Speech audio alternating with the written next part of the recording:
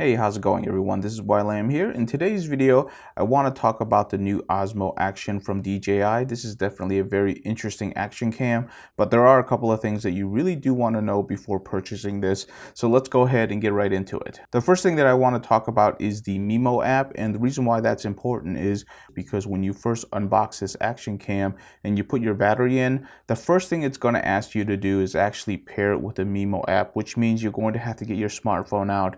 If you don't already have that app, you're going to have to download it, connect it to your OSMO Action, and then register your device, which means this is essentially a small brick until you register your device with DJI. And this is something that I really don't like. I know a lot of people that don't have a problem with this, but I don't like buying devices that force me to actually download an app and register my devices. I purchased this with my own money, and I expect it to work as an action camera right out of the box and not forcing me to download an app and register with DJI. So this is just one of my small gripes. It might not be important to you, but it was important to me. And if I knew that, I might have reconsidered buying this action cam, but probably not, because I did want to check out this action cam. There are a lot of cool things that you get with your Mimo app. You can update your firmware on this device, which, by the way, as soon as you purchase this device, there is a firmware update for it. So you will be spending a couple of minutes updating your OSMO Action. There's also some tutorials out there. You don't have to set your date timestamp because it's going to come from your smartphone. And finally, it also works as a light editing tool for your photos and videos, but I really don't use that app. I personally prefer to do everything in post on a computer instead. The next thing to talk about is this protective piece of glass, and I initially thought that this is actually going to be unscrewable, so it's actually going to be a place where you can actually screw in your own filters, but that is not true. I actually have tried really hard to remove this to see if there's some threads behind there that you can actually thread in your own neutral density filters or maybe some circular polarizers, but I have not been able to remove it, and I haven't really wanted to use any sort of tools to try to remove it because it is a brand new device. But from everything that I've touched and seen, I don't think you can actually remove it, which is a big bummer, because for a lot of action cameras in normal use, having a tightly fitted ND filter over the top of the protective lens is probably enough, but that's not what I'm worried about. What I'm worried about are the hard stops. In other words, when you mess up, when you crash, that's what's going to jar your ND filter loose, and then you're going to lose them. And a lot of the premium ND filters, they're not all that cheap, and you don't really want to replace them all the time. So that is a big disappointment for me. The next thing to talk about is how the battery actually fits into the action cam and how it locks in place. There's actually two clips, one on each side, to actually seat the battery, and it does a very good job of sealing. But one of the things that I've noticed is that on the battery itself, it's metal, so the hooks that goes into the battery goes into a metal recess, which is good because it's going to be very durable. But on the action cam itself, one side is metal, but the other side is plastic.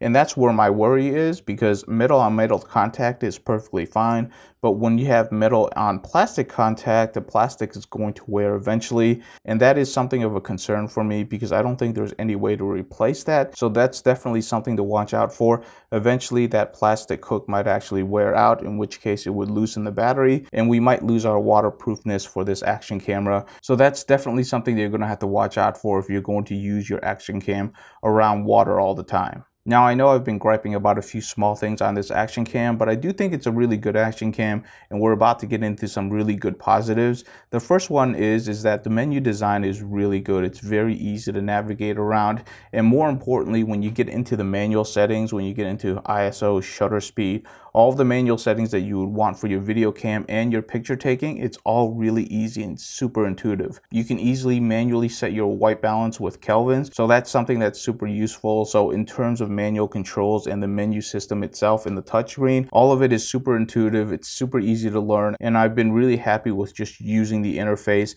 to get around very quickly to try all sorts of different features on there. So really big bonus to DJI for making a really great interface on such a small device. One of the things that people love talking about for this action cam is the image stabilization that it comes with. It's basically a camera and a gimbal at the same time because of how steady the image can be. It's really amazing how you can stabilize the these small sensors, there's really a lot of benefits to stabilization for such a small sensor, whereas larger sensors have significantly more difficulty. So there's definitely some benefits to talk about for small sensors and stabilizations. Now, having said all of that, one of the things that I wish DJI actually implemented was having a slider to actually adjust how much of the Rocksteady system is being used, because what happens is that when you actually use this Rocksteady system, you feel a little disconnected from the action because the image is so smooth.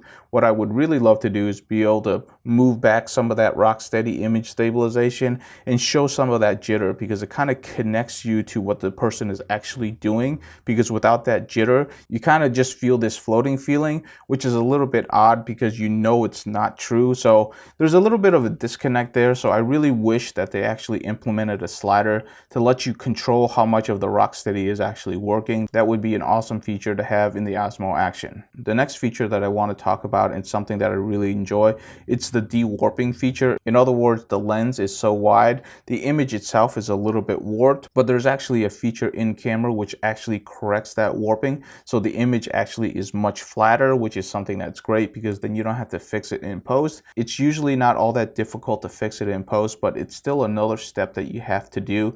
It's really nice to have it in camera and just record it directly as a flat image, so that if you're doing quick edits, you can really get that out super quickly without having a warped image. Now, what I've noticed is that the de-warping does work for video, but if you go into slow motion, there is no option to turn on de-warping when you're using slow motion. So that's the 1080p 8x slow motion. You can't actually turn that on. So that's a little bit of a bummer. Again, you can correct it in post, but it's just going to take a little bit more time. But hopefully they can actually have that feature turned on. That would be great. But I love the de-warping feature. It's something that I turn on, and it's really great to have those flat images come straight out of camera. Okay, a couple of more things to go. Let's go ahead and talk about the slow motion. The slow motion on this is one of the reasons why I was really interested in this camera. I wanted to see how good the slow motion is at 1080p 8x slow motion, because that is a pretty high number. So here is a quick example of it straight out of camera without really tuning any of the settings, and it looks pretty good in my opinion. And by pretty good, I mean it's somewhere between good and very good. It's still a $350 camera, so at the end of the day, the image quality can only be so good. I really do think the slow motion excels when there is sunlight. In other words, when it actually has a lot of light.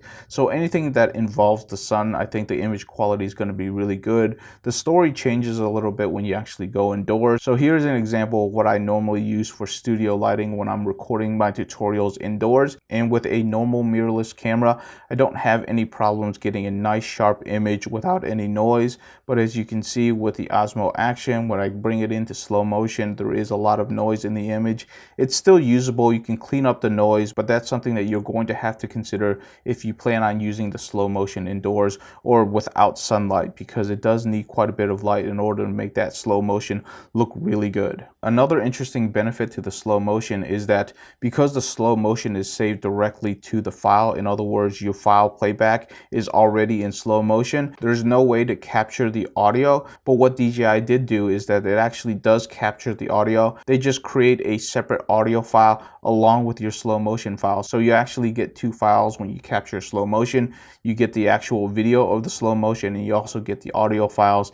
And of course, they're going to play back at different times because the slow motion one is always going to be longer. But that's a really nice feature to have if you want some of that audio when you're recording slow motion. The last thing that I want to talk about is actually the battery meter on the Action Cam. It actually gives you a percentage. A lot of these smaller devices don't actually give you a percentage of battery life left, and that's something that's really annoying to me, because with lithium-ion batteries, if I'm going to be storing them for any length of period of time, I like to store them at around 40 to 50% because that's storage charge for lithium-ion batteries. But with the OSMO Action, because it does tell me the percentage of the batteries, I can be significantly more accurate on when I actually want to remove the battery. In other words, when I'm using my Action Cam, I'll probably remove the battery at about 35% and slot in a new battery, because I don't want it falling too low, because it could damage the battery or shorten its lifespan. And when I'm actually going to be charging it up and I know I'm going to be storing it for a little while, I'll only want to charge it up to about 45 to 50%. So I find that particular feature very useful.